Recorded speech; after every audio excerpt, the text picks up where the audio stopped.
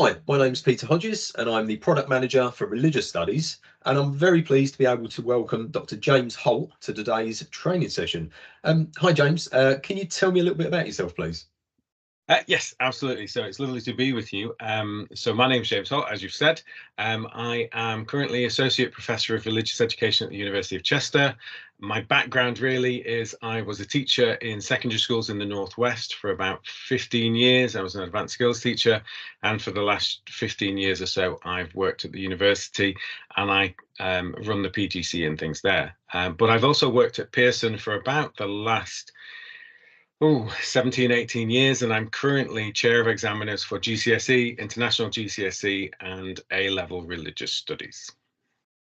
Lovely, thank you.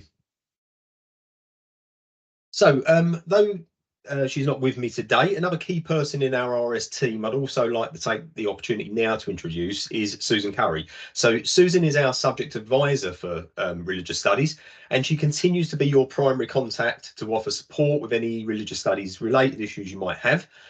She'd be happy to offer any support there. So if you do have any questions or queries which arise from anything that we're covering in today's session, or any other questions you might have, she can be contacted by phone there from the details on the screen. You can contact her via email, or a particularly useful thing I think is you can potentially book a Teams appointment with her as well. And all of these links which we've got on the screen here will be provided in a pack as well. Now, this event forms the first module in a 4-part training series. So all modules in this series are aimed at teachers who are currently delivering our Pearson Edexcel GCSE Religious Studies. Now, this is for specification A and B, or you might also be thinking about delivering this qualification in the future, so it's going to be useful for you there as well. So they'll provide essential information and guidance relating to the amendments made to our mark schemes for the D item questions in particular. We'll also refer to some other minor adaptations that we've got planned going forwards. And in this event, James and I will be introducing and discussing the amendments made, and hopefully cover a range of key questions which might arise as a result of these changes, things that are in your head at the moment. So following this session, I would really thoroughly recommend that you also aim to attain the other free training events there and review all of the materials that were provided in these free modules as well. So this will enable you to gain the best understanding of the changes, and it will give you that opportunity in the later events there, the live session, to raise concerns you may have. But as I say, all of these events will also be recorded, so if you're unable to make any of those future sessions, they will be available to you as well. So during this event, you'll be provided with a detailed explanation of all the amendments made to the level-based mark scheme and the rationale behind these amendments as well. And we'll be exploring that level-based mark scheme for D item questions and the implications it may have for amendments for your teaching and learning going forwards. So in today's session, these are our topics we're going to be covering there. I'm just going to leave that up on the screen for a few moments so you can digest that.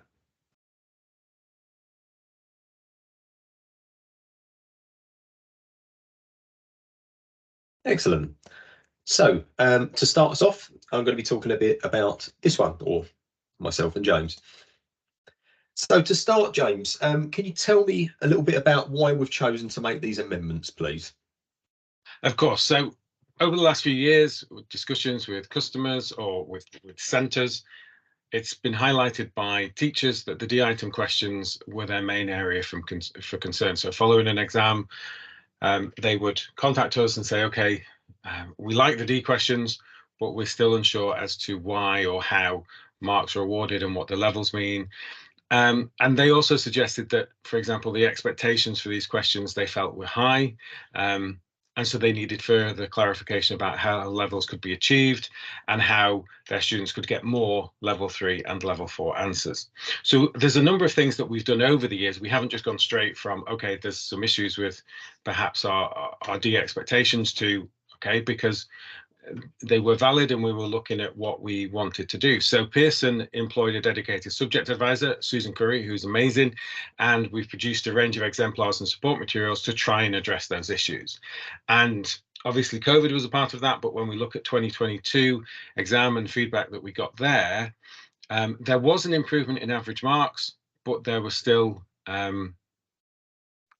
concern, I guess, from centres. And so we wanted to look at, well, can we amend the descriptors in any way so that we can make them clearer and so that teachers and students could access them in a better way. So the aim overall was to improve clarity in the descriptors themselves, to allow for a more even distribution of marks, so across the whole range, and to access levels 3 and 4 more consistently. And this is a part of Pearson or Edexcel's continual journey to offer the best student experience that focuses on accessibility for students and also clarity of language to enable accessibility for both students and for teachers as well. Thanks, James. Before we do move on, I think it's going to be a really important question. Can you just clarify when these changes will actually take effect, please? Yes, of course. So these take place or these take effect in this summer, so summer 2024. So those people who are preparing to sit an exam in May or June in 2024. So for most people, that will be current year 11s. They will be taking these modified or these exam papers with the updated modifications in place. Thanks. So before we move on to discuss the amendments that have actually been made there, I'd like to point out that you might want to pause the video at this point if you haven't done already to have a look at the delegate materials. So you'll see that we've provided this slideshow itself as a pack that you can look at, and also a document there with all the kind of links and other useful kind of pieces of information that you might want to refer to as we go through. You'll also see that some of the things we have referred to on the slide, you'll be able to have those in front of you, which might make things easy. So let's move on and look at the amendments made. So firstly, the actual mark scheme itself. So on the screen here, you can see a side-by-side comparison of both the old mark scheme, which was running between 2016 and 2023, and then on the right of the screen there, a new mark scheme, which, as James said, is going to come into effect in the summer exam series. So, James, what would you say are the most distinctive changes present, the big changes between the new and the old mark scheme, would you say? Yeah, I mean, just looking at the screen as we're talking, it's significantly shorter, and that's not a bad thing. That means that we have been clearer. We have tried to be specific with what we mean, and we've been through a process where every aspect of what we're saying is challenges. What do we mean by this, and everything else? So it has produced, I think, level descriptors that where the language is simplified, to enable us to clarify those expectations at each level, while maintaining a focus on the established skills of analysis, logical chains of reasoning, judgments, and appraisals. And so the expectations are still the same, but we have clarified. And one thing that we have moved is the removal of appraisal of evidence from level 2 and 3 criteria. So this is now only required to achieve a level 4. And this is something that teachers have talked about, and we've talked about at length over the years. So you will notice that is only in level 4, and there is a clearer definition of what analysis and judgment look like at each level. So those are kind of the highlights. I mean, as we drill down deeper into them, we can see what each means, and I think it is clearer in that way. But those are the main changes to the mark scheme. Just looking at the screen there as well, I noticed that the amended mark scheme, the newer mark scheme now, has a separate section for what's called points of view. And can you explain a little bit about what the purpose of that part is, please?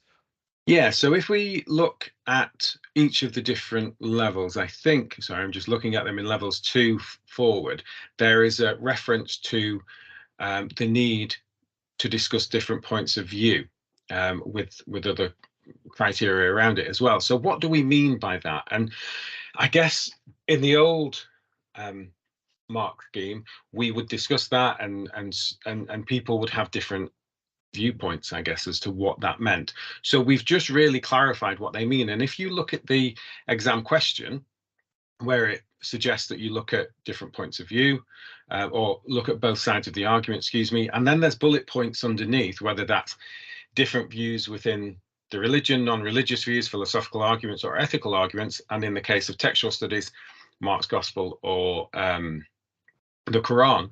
What we have is we just have, that's what we mean by them. So the things that are outlined in the question are what we mean by points of view. So it's just to put that front and center so you're fully aware of what that means. Yeah, that makes sense. Thanks. So, James, I'm sure there's probably likely to be some people who are new to the specification. They might be new teachers or maybe non-specialists watching as well. So I was wondering if we could spend a little bit of time to go through some of the language used in the mark scheme now and expand upon sort of how perhaps wording or definitions have been changed as we've gone through, sort of thing. So firstly, what is meant by analysing there? So the statements, analysing the statements, what's the difference, for example, between basic analysis, good analysis, and coherent levels of analysis across the levels? Yeah, that's a really good question. And we break those down somewhat. So what we're doing is I guess in the descriptor of what analysis is in our taxonomy, we talk about deconstructing information or issues. And essentially that's what we're looking at in terms of analysis, is we're looking at trying to harness, or students are trying to harness, that links to the statement in terms of trying to say whether the statement is valid or not. And so between basic, good, and coherent, I mean, this links very much with something that we'll talk about later as well in terms of, I think it's undeveloped arguments, developed arguments, and so on. So these are things that are fairly straightforward. And so it's what students do with the information that's there. So very simply, I could make an argument that is just very simple. And that, or very basic, and I don't develop that, and I don't do anything with it really. I just say, well, some people disagree with this argument because of this, and that's very straightforward, and that's very basic. Good, you begin to do something with that, and then coherent is kind of sustained across the entire answer, that there's lots of different things that are connected, which is why we use the term logical chains of reasoning, which we'll come back to as well. But it's just, it's both the knowledge, but also what students do with that knowledge that's most important. And sometimes when we mark questions and when we are looking at students' answers, sometimes just adding more knowledge is not enough. It's about analysing, using that in answering whether this statement is convincing or not, I guess. Yeah, that makes sense. And obviously, to the people watching, we'll be aiming to share sort of examples that will show, hopefully, the difference between these different levels as well going forwards to help clarify this even further. So, moving on to judgment, for example, what might a student need to do to, for example, attempt judgment, and how does that differ between that and a reasoned judgment? So, Peter, I think you're a very nice man. That's a judgment. Okay. Likewise. I think you're a very nice man because, oh, I'm struggling now. Because you're very pleasant. You always respond to emails and da, da, da. So I have reasoned why I've made that judgment, why I think this argument is convincing. So it might not be completely reasoned, and it might not be completely developed or anything like that. But I have the things that I've written and the judgments that I make according to the statement means that there's actually some thought behind it, and I'm not just throwing out a well, this statement seems true. That's an attempt at a judgment, but there's no reasoning behind it. So I think it's just helping students understand that when they tie things back to the question, that they're able to kind of highlight why they're making that and how it links to what they've said as well. Yeah, that makes sense. I mean, we talked a little bit about appraisal and how that's kind of moving up the levels a little bit earlier on. And can you tell us a little bit about the difference, therefore, between judgment and appraisal? Yeah, so if you look at the mark scheme in terms of level 4, it says appraisal of the argument. So in terms of judgment, you're making judgments based on, okay, so is the statement valid, and are the things that I'm saying, how does that tie to the statement? With appraisal, you're looking at the arguments that you have made or that the student has made and commenting on the validity of those and how convincing they are. So the fact, if we go back to Peter is a very nice, then yes, I can say that, and but you might say, well, actually, James, you don't know him that well. You've only met him twice in person, lots online. But then you look at Susan, says, okay, Peter's a very nice man. Well, actually, Susan has met you lots, works with you every day. Da, da, da, da, da, da, da. So it's about looking at the arguments that we've made and appraising their, in the old time, I guess we'd say, what their strength or their validity. But we're kind of just saying, yeah, well, how can I know this is what I've said, but how convincing, or am I just plucking random facts from the ether to support something, in which case they're not connected and they're not really that supportive of the argument. Yeah. So can you trust the source almost, and is it Yes. valid? Yeah, that makes sense. Yeah. So moving on, I'm just looking at different references to knowledge and stuff there, and it says early on there, what an isolated element of knowledge. What might that mean?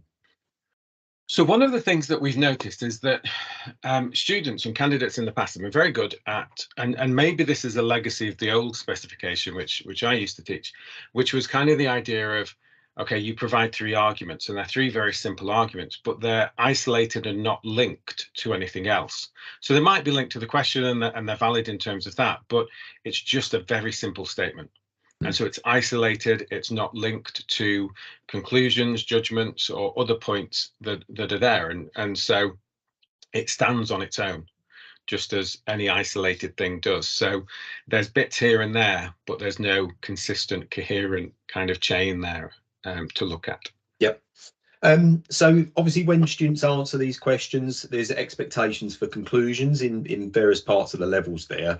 One of the questions we get asked quite a lot is can the conclusion be anywhere, or is there a particular expectation for the conclusion? So one of the things that we're very conscious of is that we don't want to establish a formula for answering questions. I would say it's easier and more straightforward for a conclusion to come at the end, because you're tying all of the different things that have come before together into kind of a neat little bow. But that shouldn't be a barrier to other children who are kind of drawing conclusions throughout, or perhaps put that up front and center. It's obviously easier for examiners looking at an answer to see the conclusion at the end, but absolutely at any point throughout, the examiner should be looking for evidence of a conclusion, and that is linked, therefore, or justified or reasoned throughout as well. So it's not just at the end. And in terms of the conclusion itself, to kind of get up to the higher levels, for example, if you wanted to get past a level 2, for example, does a conclusion need a justification for a level 2 or to go further? So the mark scheme itself suggests that it leads to a conclusion with a limited justification at level 2. Now, that's assuming everything else in that level has been met as well. So looking at the different points of view and everything. So, but if it does all of that, and it's a conclusion and it's not greatly justified, it's a fairly simple conclusion, then yes, that can get a level 2, absolutely. But to get into level 3, that's where you're partially justifying it. You're making more of the conclusion than you have done in level 2 or level 1. And then finally on this section, I'm sure this is a term that people who've worked with the legacy mark scheme will be familiar with, but what is a logical chain of reasoning? Can you kind of give an example or explain that a little bit more? Yes, so it's interesting. So we look at different things, and we look at the mark scheme, and you can see that we've been a bit clearer here. So in level 1, you've got undeveloped arguments. In level 2, you've got developed arguments. And then in level 3 and 4, you've got logical chains of reasoning.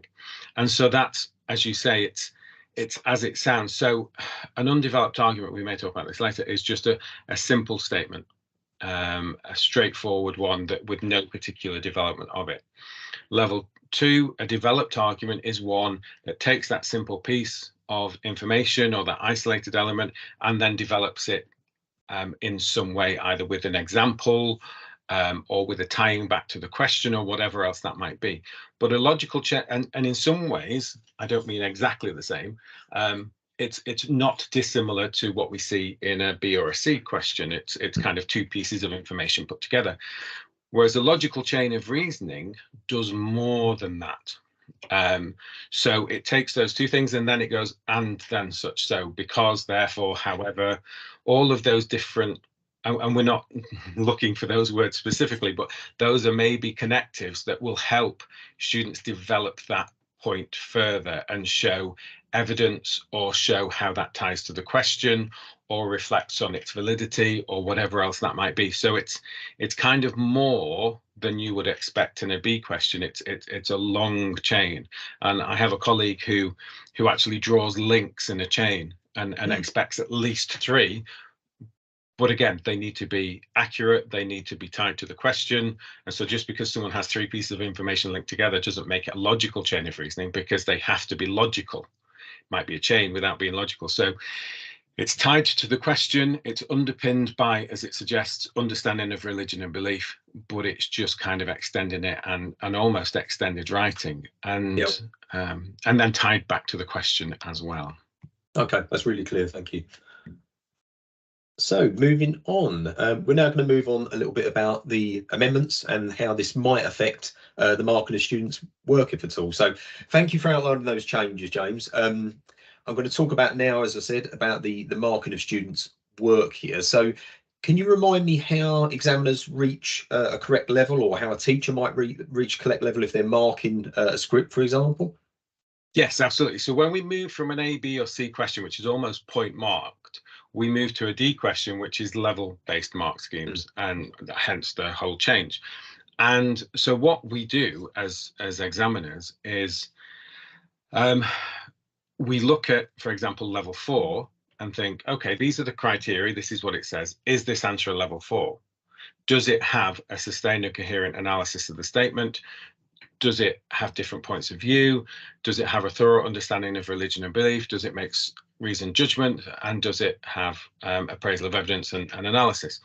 So if it doesn't, then we go down a level and have a look at level 3 and so on and so on, just attempting to kind of place it into a particular level. Now, some things, some answers are really good, and we are able to kind of satisfy most, if not all, of the criteria of one of those levels. And so it's very straightforward to be able to say, okay, well, that's a level 3 or that's a level 2. There are some that will kind of do half of level 2, half of level 3. And so then we have to kind of make a judgment as to where to place that. Is it a high level 2 answer, or is it a low level 3 answer? So it's a best fit approach that we use, is how well does this answer. So we're not point marking. And one of the things that we've been very conscious of, and I may have even mentioned this already, is when we've looked at, or when we've suggested how things can make improvements or what can be added, is like, it's not the information, because there's only so much sound understanding or thorough understanding of religion and belief that you can show in an answer, but it's what they then do with those things. So it's not just about adding new information, it's about developing the skills that have always been there and that teachers have always taught. So they've been teaching about evaluation, they've been teaching about analysis, they've been doing all of those things, but it's just making sure that those are harnessed in a level 3 and 4 answer. So our teaching won't change an awful lot, I don't at all, really, because the same skills that we've been doing. So it's very much about best fit. I don't know if that answered your question, actually, Peter. But yeah, I think that really helped. I think moving on from this sort of thing. So obviously there's various elements that you've got to cover within these, and the quality at which they meet these points will kind of establish those levels of thing. But in terms of individual levels, is there kind of specific things that kind of differ, say, between a level 1 and a 2 that you're kind of might see, or that might be obvious from a student? Yeah, so if I use an example for undeveloped arguments, and I kind of mentioned these already. So if we just take the first step, so superficial analysis uses undeveloped arguments. That might be, so for example, the question is, I'm trying to think of a question. So whether Muslims, or whether belief in the afterlife affects the way a Muslim lives their life. And so the simple reason was, some Muslims may agree with the statement because the Prophet Muhammad taught the importance of attaining a place in Jannah. Okay, so that's fairly straight. I mean, it sounds complex, but it's just a very undeveloped statement. That's why I think we've used undeveloped rather than simple, because that is an undeveloped argument. Whereas for level 2, some Muslims may agree with the statement because the Prophet Muhammad taught the importance of attaining Jannah. This can be seen in many of his teachings, where Jannah is the result of righteous living through acts of marriage and respecting your parents. So that has then been developed, that more has been added, and it's not a separate argument, it's developing the argument that has already been made. And then in level 3, we might add to that these can be ways Muslims strive to achieve paradise through Allah's will, the purpose and reward of following these teachings. So it's adding more information on the same theme. It's not adding a new argument, it's developing that which has been said. And then obviously for level 4, we then add the appraisal of the argument, and because Muhammad is the seal of the prophets, then his teachings have a great weight, and we need to, when we're balancing the arguments out, almost, this has greater influence than, for example, whether an imam in Sunni Islam has said something or has commented on something, or a scholar has said something else. So Muhammad will have those things. So there's all of that. But the other things as well that we need to look at is the judgments. And so the justified conclusion, and we have to make sure in some ways it's coherent and logical, is the conclusions or the judgments draw on the arguments that have been made. So I can't write an answer, for example, that has argued one side of the statement and only a tiny bit on the other side, and then come to the conclusion that that tiny bit's okay. There may be exceptions on that, but for the most part, it has to be logical with what we've said. And so it's all clearly linked to the analysis is the phraseology of the mark scheme. So we have to be very conscious of those things. So it's about kind of the quality, and almost if we look at the conclusions that are drawn, we mentioned before, it might be well, this seems a convincing conclusion, so I agree with this. You don't have to agree with anything, but this statement seems to be true. But this statement seems to be true because, and then kind of draw on some of those things. So it's always almost those logical chains of reasoning become key if we're wanting level 3 and 4 in both terms of the information we're presenting to support the analysis, or in terms of the conclusion that we're drawing as well. And recognizing both sides, that is key really when we're looking at 3 and 4. And as we look at the mark scheme, there are things that will stop you getting to level 3 and 4. And that is where the points of view come in. So if you don't look, for example, at both sides of the argument, because that's what the question asks you to do, and then the other bullet points as appropriate within the question. So different views within the religion, non-religious views, philosophical arguments, ethical arguments, and reach a just a conclusion, you can't get to level 3 and 4. You are capped at level 2. Right. And so we need to make sure. Now, that's really important because sometimes a question will say, refer to non-religious points of view. And so absolutely you need to do that, and the examiner will be looking that is there. If it doesn't say refer to non-religious points of view, then unfortunately we cannot credit that. And so we have to be clear that when we're answering a question, for example, on Islam, then that's the focus unless told otherwise. And so we have to look at those types of things and what we're asking students to do. But that is another thing that is covered within the mark schemes. Okay, yeah, so that's something to be mindful of, that kind of capping that's there. Yeah, perfect, thank you. So I'm just going to move on now and talk about if there's any other changes which you think centres need to be aware of at this point. So I did notice on the questions that there's a very slight change to the wording of the item questions, and can you elaborate on this at all? Yes, we've changed should to must. It was suggested that would be an appropriate thing that we needed to do, because apparently there is an ambiguity with should. There may be a question of whether you have to do something. And so just in the exam question, you will see in your response, you must refer to Catholic teachings, for example. In actuality, nothing has changed at all. It's just the word that's there. So we're not expecting anything more, anything less. It's just the word that we've been asked to replace. Okay, so just clarifying this. Thank you. Yeah. And then the other one, in terms of our taxonomy and keywords, I think there's a change here as well. Can you explain this a little bit for me?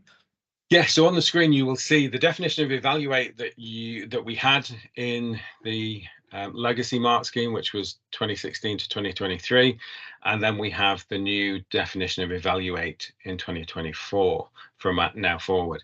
So you will notice that it is shorter.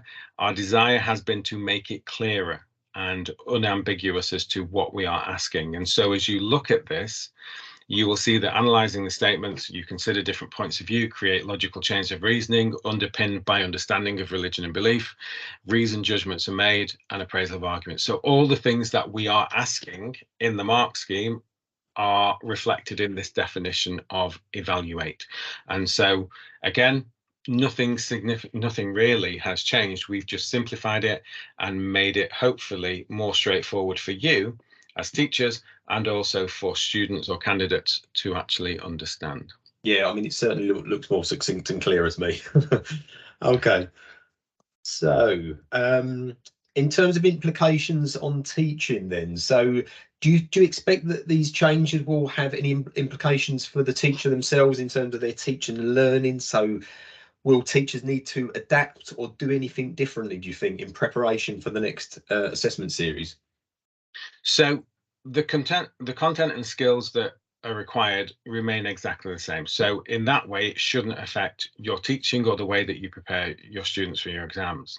And we've been very focused on making changes to lead to the best student exam experience.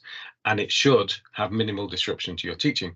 I do know that, for example, some teachers, they share the mark schemes with students, which is absolutely good practice. And so in terms of reproducing this mark scheme, giving it students, having students interrogate it, then I would say immediately, then just switch those two out. But for me, that's the only real change that will happen. Yeah. And as Peter indicated before, over the next couple of months, we will be sharing exemplars, both in trainings and also on the website, so that you can see how this has been interpreted and how we are following this the new mark scheme. So there will be lots of training that is available, but we hope it has minimal impact on teaching. And certainly if we were to look at the way that many answers have been given in the past to responses and how you've helped your students understand how to answer D questions, then the way that you've taught them still stands. Yeah. And that will be marked. They just may get slightly more marks, hopefully, for what they've written. And the analysis that they provided as well. So I don't think there should be a significant or any change really to the way that people teach. Yeah, I suppose it might just be a case of perhaps printing off the new taxonomy and replacing your displays, for example, with a bit of luck there. Absolutely, yes. And some people stick them in the front of the book. So yeah, wherever you've used those things, then just replace them. But other than that, I don't think it will have any impact whatsoever. Excellent, thank you. So on to a little bit more about where one can find more support and information. So that really concludes the first module of our 4-part series designed to support you as we transition to the new mark scheme for D item questions. So I hope you found this useful and informative, and I'd again encourage you very much to sign up and review the other materials that are planned here in terms of the other modules there of training. So we'll also be including a new range of exemplar materials when they become available as well. And this isn't an essential thing, but you may also wish to consider our paid for mock marking service. So this will be using the newly amended mark scheme for D questions. But again, this is offered as a supplementary support. So it is absolutely not an essential requirement on yourselves or your centre. As I mentioned at the beginning, Susan is our subject specialist, our a subject advisor who should be your first point of call. So if you do have any questions about this course or about any of the other modules going forwards, or the exemplar materials when we share those, you can contact her, as I said, in a range of ways. But I think the easiest way would probably be to email Susan at teachingreligiousstudies@pearson.com. But as I said, you can arrange to phone her up, or you can book a Teams meeting appointment there, which are really, really useful, I think, for centres. Additionally, all of this information will be available on our Religious Studies subject page. So there's a link shown at the bottom of the screen there. And we regularly provide key updates and information here.